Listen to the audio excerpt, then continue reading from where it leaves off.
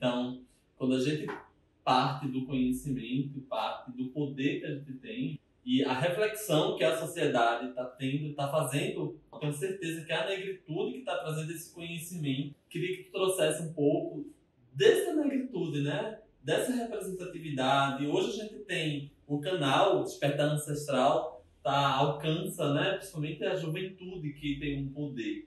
Então, queria que tu trouxesse uma fala a partir dessa concepção da negritude, né? Do poder que a gente tem.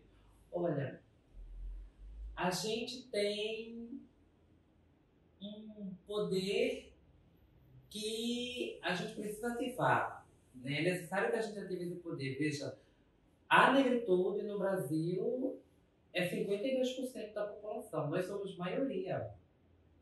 Mas não tem essa representatividade em termos de maioria na política.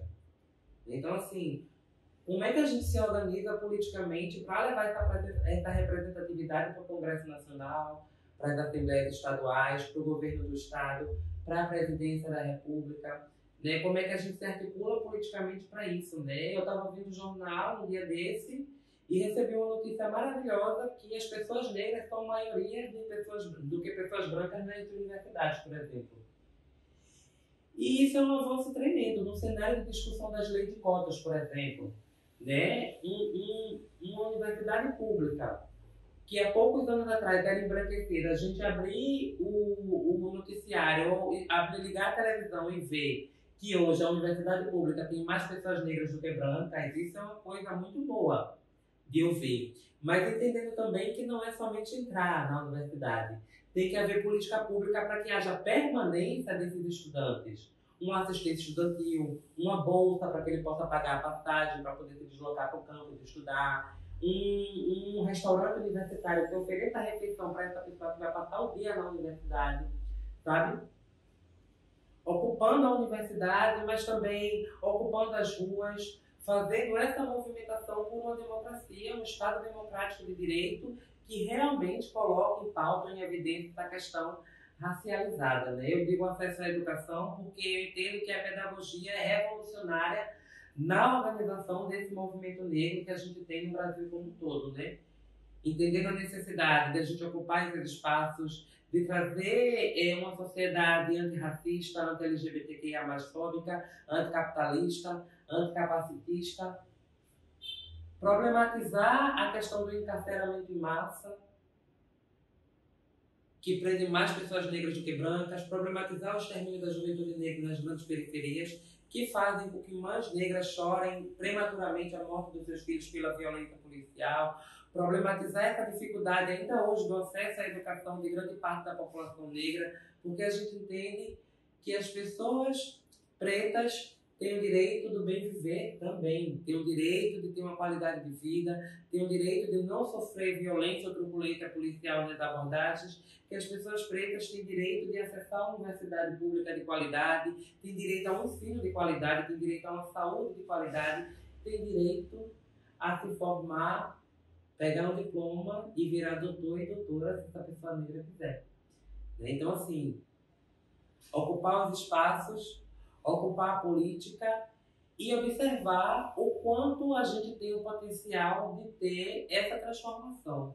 Né? Nós somos 52 milhões, 52% da população brasileira e é necessário que a gente tenha esse acordar, esse despertar racializado para que a gente possa fazer essa transformação social. Né? É um projeto político que não é somente para o mês de outubro, para o dia da eleição, é um projeto político de transformação da sociedade como um todo, no sentido de aquilombamento da política, aquilombamento dos espaços e do Estado brasileiro como um todo. Né? Eu acho que a proposta de racializar as pautas, racializar os debates, racializar as discussões é uma coisa que é urgente e muito, muito necessária num país que ainda hoje vira as costas para a discussão sobre o racismo. O jovem negro da periferia, eu sou do interior, sou de Goiânia, eu moro na Boca do Metério, mas eu sou de Goiânia. E aí quando a gente encontra jovens negros, negras, nos representando, por exemplo, você, no lugar que você está, e no lugar que você vai alcançar, deputada federal, o negro ou a negra ali ver nesse lugar você já está trazendo um resgate ali de eu vou alcançar. O estudo do pensamento do branco, de apagar, né, e trazer aí um estudo para que provasse, com todas as letras e linhas deles e delas, que éramos inferior intelectualmente do que eles, né, do que o branco, fez com que eles sim conseguiram, infelizmente, mas eles conseguiram por séculos, inclusive, né, que a gente entendia que a gente não alcançaria. E aí quando a gente vê você, né, uma mulher preta, e a gente entende, você mais ainda, né, não é o meu lugar de fala, mas você com certeza, a gente via muito falar que a gente só via mulheres trans à noite. Sim. Porque durante o dia elas não se sentiam confortáveis de sair na rua.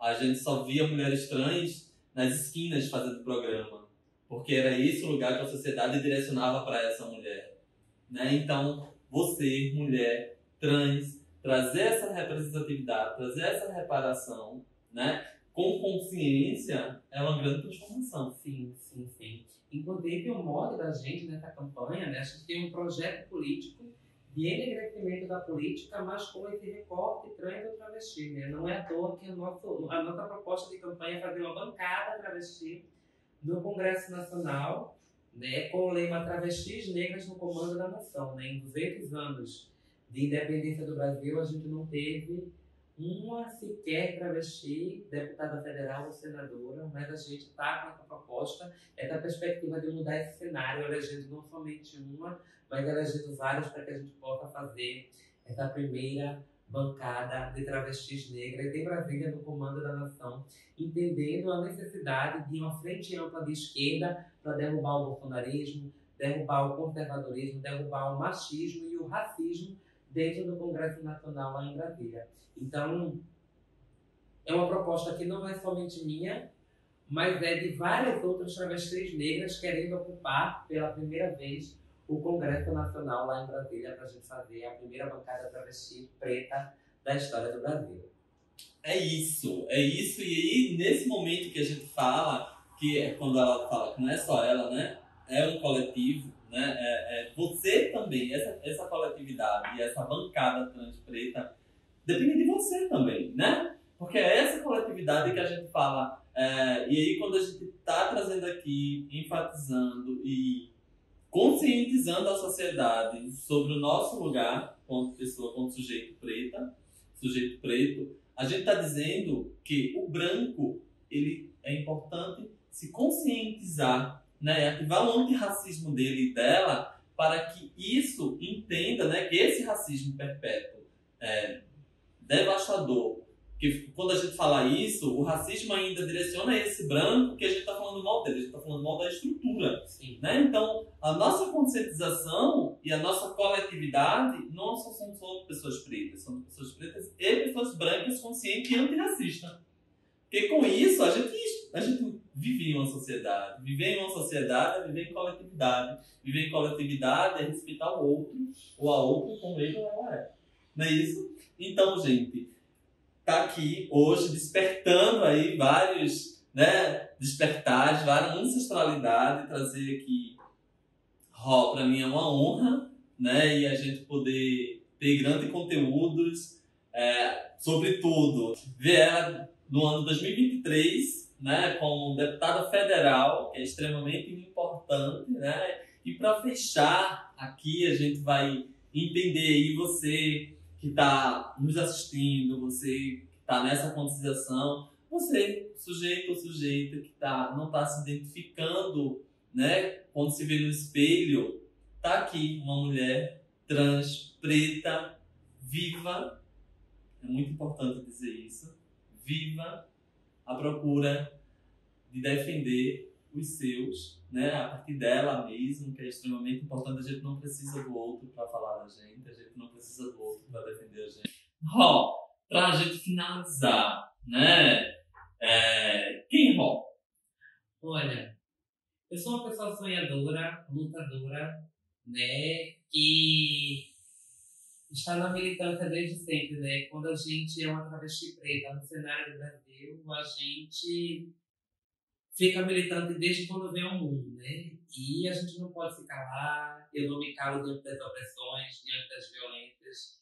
e me coloco à disposição nesse projeto coletivo de renovação da política, né, de aprimoramento da política, de enegrecimento da política, entendendo que não é um projeto individual, mas é um projeto de todos e de todas nós, né? Por isso eu queria aproveitar e fazer também um convite à ousadia de a gente ocupar esses espaços, modificando a nossa estética, a estética da sociedade, modificando inclusive a estética da política, nos espaços de poder e tomada de decisão, né? E aí eu conto com vocês nessa proposta de a gente transformar esse Brasil, transformar essa sociedade e fazer um novo projeto de mundo, um novo projeto de futuro sobre nós mesmos, né? Sobre as nossas próprias vidas.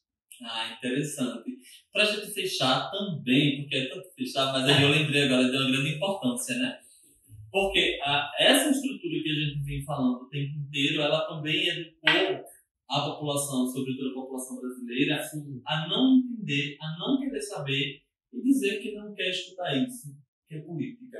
Queria que você trouxesse a importância, né, da política. Eu acho que é extremamente importante. É importante a conscientização no contexto da política, porque política é isso que a gente vive, né? Política é você ter que acordar cedo para ir trabalhar no centro da cidade, pegar um ônibus lotado é política, o preço do pão que você compra é política, o aumento do valor do botijão de gás é política. Então, assim, são coisas que envolvem a vida da gente no nosso cotidiano, na hora de acordar até a hora de dormir.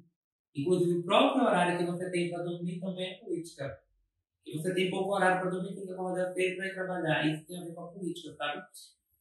A gente não pode ter limite esses debates. Não podemos ter limite essas discussões porque fala sobre a vida da gente. Entendendo a questão de gênero, entendendo a questão de raça, entendendo a questão da classe social, entendendo a questão de uma cidade segura, entendendo a questão do saneamento básico, entendendo a questão do racismo ambiental, que provocou a morte de 140 pessoas aqui na região metropolitana do Recife, e o governo do estado fez pouco caso sobre isso. Tudo isso é política e tem a ver com a vida da gente, né? Então a gente não pode, não tem como a gente ser eximir da política, não tem como a gente não querer debater sobre a política, porque a política fala sobre a nossa própria vida, né? Na verdade, quando há uma tentativa de não querer discutir sobre isso, é um projeto que a classe dominante tem de que o eleitor ou a eleitora tem interesse pela política. Porque para eles, que estão no poder e no comando, é interessante deixar tudo como está. E se a população não se incomoda, eles que estão lá no poder que não vão se incomodar. Né? Então, assim, vamos questionar, problematizar, participar da política ativamente para que a gente possa ter vez e voz nessa sociedade. É porque as pessoas dizem, não quero. Quando for votar, vou votar branco. Né? As pessoas não entendem esse processo, né? Vou votar em branco. Quanto isso também está contribuindo com o que ela acha que não está contribuindo, não é isso? Está contribuindo com a permanência do sistema de exclusão e vulnerabilidade que a gente tem até hoje. Né? E assim, esse se ausentar, na verdade, você não está lavando as mãos, você está contribuindo com a manutenção do status quo excludente que a gente tem hoje na sociedade brasileira. Voto nulo. Um voto nulo. Você está deixando de opinar, está deixando de expressar sua opinião sobre o sistema que a gente tem hoje. Pois é, contribuição mais uma vez, né, do que você está fazendo política. Então, não tem como fugir. Eu acho que eu trouxe isso aqui porque é importante a gente refletir e se conscientizar, né? Isso realmente, essa estrutura, ela traz esse não falar. E o não falar é trazer sofrimentos. E conhecer as propostas das candidaturas. Né? Conhecer a proposta. Qual é o candidato, a candidata que você vai votar para governo?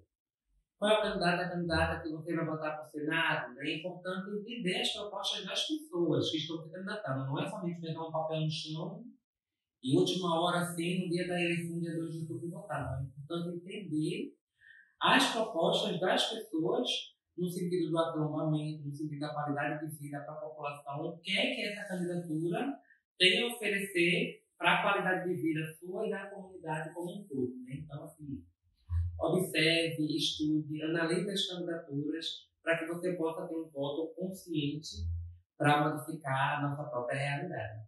E é isso aí, gente. Ó, Despertando Ancestral, se inscreve, curte aí o canal, compartilha, enegrece aí seus pensamentos. Eu tenho uma pessoa que não sei como chegar a ela para conscientizar ela sobre essa negritude. compartilha com ela. Compartilha.